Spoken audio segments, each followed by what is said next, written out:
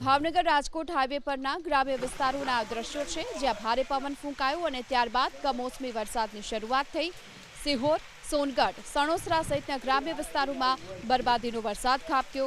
આ કમોસમી વરસાદથી ખેડૂતોને થઈ શકે છે મોટું નુકસાન, કારણ કે ઉનાળુ પાકની સાથોસાથ બાગાયતી પાકમાં પણ નુકસાનની સંભાવના જોવા મળી રહી છે। વધુ વિગતો મેળવીએ સંવાદદાતા પાર્થ આપણી સાથે જોડાઈ ચૂક્યા છે। પાર્થ, હાલ ભાવનગર જિલ્લામાં બરબાદીનો વરસાદ ખાબક્યો છે, શું સ્થિતિ?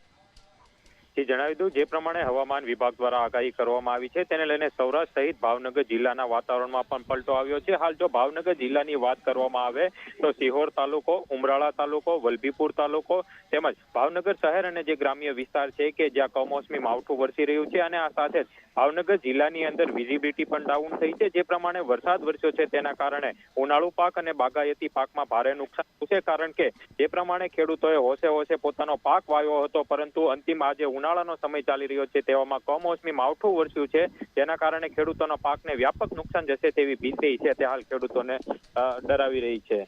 જી આભાર આપનો આ સમગ્ર માહિતી બદલ। તો હાલ જે પ્રમાણે ભાવનગર શહેર અને ગ્રામ્ય વિસ્તારોમાં વાતાવરણમાં પલટો જોવા મળ્યો હતો, સિહોર, સોનગઢ, સણોસરા સહિતના ગ્રામ્ય વિસ્તારોમાં ભારે પવન સાથે વરસાદની શરૂઆત થઈ હતી।